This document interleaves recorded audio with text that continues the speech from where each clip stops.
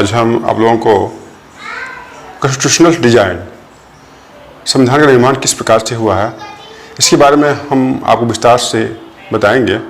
सबसे पहले आपको हम बताएंगे कॉन्स्टिट्यूशन ऑफ साउथ अफ्रीका के बारे में। साउथ अफ्रीका कैसे स्ट्रगल किया अंग्रेज के खिलाफ, जिस प्रकार से भारत ने किया था, और किस प्रकार से उन्हें आज़ादी मिली। उसके बाद उन्होंने संविधान भी बनाया, और उनका जो संविधान है आज विश्व का सबसे अच्छा संविधान है। तो क्यों है, ये सारी बातें पहले आज हम पढ़ेंगे। उसके बाद आपको भारत का संविधान कैसे निर्माण हुआ, संविधान सभा का रचना कैसे हुई, और हमारे संविधान की जो प्रेम्बल है, जो प्रस्तावना है, उसमें क्या क्या वर्णन है, इसके बारे में हम फिर बताएंगे, ठीक है ना। तो सबसे पहले हम बात करेंगे नेल्सन मंडेला की, जो साउथ अफ्रीका के फर्स्ट प्रेसिडेंट थे। लेकिन वो ऐसे ही प्रेसिडेंट नहीं बन गए थे, उन्होंने संघर्ष किया था। नेल्सन मंडेला को साउथ अफ्रीका का गांधी कहा जाता है। क्यों? क्योंकि जिस प्रकार से गांधी जी ने भारत में अंग्रेजों से स्वतंत्रता दिलाने में सहायता की थी, ठीक उसी प्रकार से नेल्सन मंडेला ने भी काफ़ी संघर्ष किया, और तब जाके साउथ अफ्रीका को जो है स्वतंत्रता मिली। तो उन्होंने एक स्पीच दिया था, जब देश स्वतंत्र हुआ दक्षिण अफ्रीका, तब उन्हीं के शब्दों में सुनते हैं। नेल्सन मंडेला के शब्दों में, I have against white domination and I have fought against black domination. जब देश स्वतंत्र हुआ था तो उन्होंने एक स्पीच दिया था। उन्होंने क्या कहा कि जो मैं दक्षिण अफ्रीका की जो लड़ाई चल रही थी, संघर्ष की, स्वतंत्रता की लड़ाई, उसमें मैंने गोरे का विरोध किया, और I have fought against black domination, और मैं ही हूँ कि जो अब नहीं चाहता हूँ जब देश स्वतंत्र हो गया तो जो दक्षिण अफ्रीका के जो काले लोग हैं वो जो है सो गोरे लोगों के साथ अन्याय करे। I have cherished the idea of democratics and free in which all persons live together in a harmony and with equal opportunity.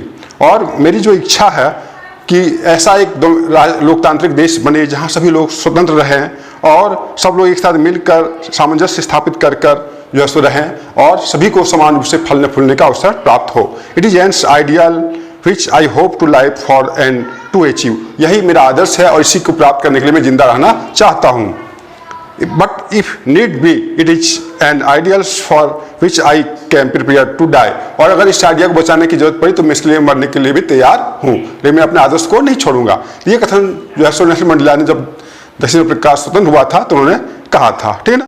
This was Nelson Mandela, वह नेल्सन मंडेला ही थे, being starred to teasons by the white South African government, जिनको जो है सो गोरे लोगों के खिलाफ संघर्ष करने के लिए जेल भेज दिया गया था। And he and 7 others leaders, सिर्फ उनको ही नहीं, उनके 7 और जो सदस्य थे, दोस्त थे, उनको भी भेज दिया गया था टू लाइफ इम्प्रिजनमेंट इन 1964। पूरे जीवन भर के लिए आजीवन कारावास दिया गया था 1964 में, है ना, for daring to oppose the apartheid regime, क्योंकि इन्होंने जो है सो अपार्थाइड सिस्टम, भेदभाव वाली जो व्यवस्था थी, उसका विरोध किया था अंग्रेज के काल में, ठीक है ना। He sent the next 28 years in South Africa, उनको 28 वर्ष के लिए साउथ अफ्रीका में एक द्वीप था, most deadest prisons, Robben Island, वहां पे उन्हें भेज दिया गया, ठीक है ना। Apartheid was the name of a system racial discrimination unique to South Africa. Apartheid एक ऐसी शासन व्यवस्था थी जो दक्षिण अफ्रीका में ही थी, और उसका अर्थ था गोरे और काले के बीच भेदभाव, है ना। The whites Europeans impose this system on South Africa, जो गोरे लोग जो थे उन्होंने इस व्यवस्था को काले लोगों पे, साउथ अफ्रीका के जो स्थायी निवासी थे, उनके ऊपर लागू किया था। During the 17th and 18th century the trading company from Europe occupy it with arm and force.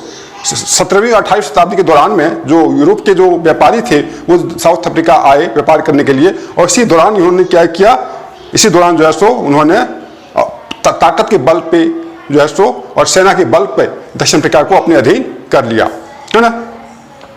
But unlike India, है ना, a large number of whites and had settled in South Africa and become local ruler। लेकिन India की तरह, India जो था उसकी तरह नहीं।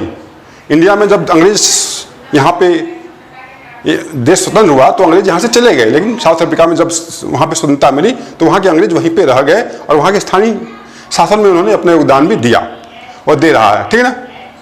The system of apartheid divided the peoples and labels them on the basis of their skin colour. अब देखिए अपार्थाइड सिस्टम क्या है, यह वह व्यवस्था है जिसमें काले और गोरे लोगों के बीच में जो सो क्या किया गया, भेदभाव किया गया। काले लोग और गोरे लोग एक जगह नहीं रह सकते हैं, गोरे लोगों के लिए अलग व्यवस्था है और काले लोगों के लिए अलग व्यवस्था है ना। They made up about 3/4 of population. इनकी संख्या कितनी साउथ अफ्रीका में है?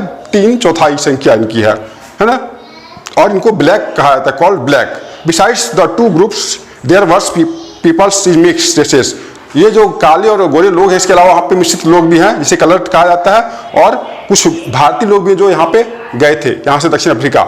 The whites rulers detest all non whites are interiors.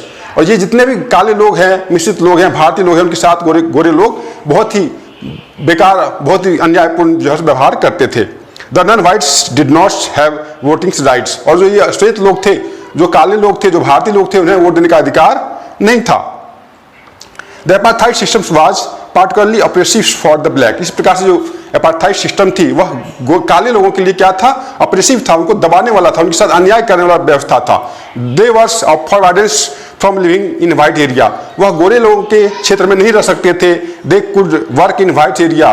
वे गोरे लोगों के एरिया में तभी कार्य कर सकते थे, है ना। ओनली दे हैव परमिट, जब उनके पास परमिट हुआ करता था। ट्रेन, बस, taxi, hotels, hospitals, schools, college, library, cinema hall, theatre, swimming pools, public toilets, ये जितना भी था, यह काले और गोरे के लिए अलग अलग व्यवस्था थी, है ना। इसी को पृथक्करण की व्यवस्था कहा गया था, अलग अलग रहने की व्यवस्था कहा गया था, सेग्रीगेशन कहा गया था। They could not even visit to church. वो चर्च में नहीं जा सकते थे, वेयर वाइट्स वर्शिप, जहाँ गोरे लोग पूजा करते थे। Black could not form association. काले लोग कोई भी संस्था नहीं बना सकते थे for protect against terrible treatment. उनके साथ जो अन्याय हुआ था उससे बचने के लिए, ठीक है ना। Since 1950 a black colours and Indians fought against the apartheid. अब क्या 1950 जो है में जो है सो जो ब्लैक कलर के लोग थे, जो गोरे लोग थे, सॉरी, जो ब्लैक कलर के लोग थे, जो रंगीन चमड़ी वाले लोग थे, जो भारतीय थे, वो क्या कर रहे थे? एपार्थाइड के खिलाफ संघर्ष कर रहे थे, है ना। They launch protect March and strike. वो उनके खिलाफ जो है सो विरोध कर रहे थे, हड़तालें आयोजित कर रहे थे। The African national Congress was the umbrella against policy segregation. जो अफ्रीकन नेशनल कांग्रेस था, उन्हीं के झंडे तले ये जो है कार्य कर रहे थे, ठीक है ना। This included many workers. इसमें बहुत सारे श्रमिक थे, यूनियन एंड कम्युनिस्ट पार्टी, और कम्युनिस्ट पार्टी के लोग भी इसमें सम्मिलित हो गए थे। Many sensitive white also join the ANC to oppose apartheid. बहुत सारे जो अंग्रेज लोग थे, जो संवेदनशील थे, वो भी इस व्यवस्था में, इस लड़ाई में अंग्रेज के खिलाफ और काले लोग के समर्थन में आगे खड़े हो गए। They play leading roles in struggle. और उन्होंने अपना बहुत बड़ा भूमिका निभाया।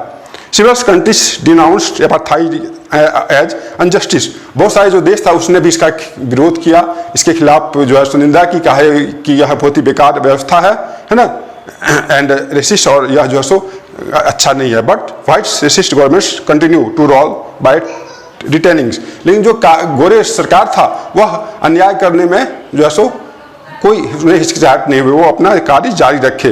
वो टॉर्चर करते रहे, काले लोगों को, हजारों काले लोगों को मारते रहे, है ना। और जो मिश्रित लोग थे, और वो अपनी जो है सो सत्ता को प्राप्त करने के लिए, अपने लाभ के लिए उस व्यवस्था को जारी रखे, ठीक है ना।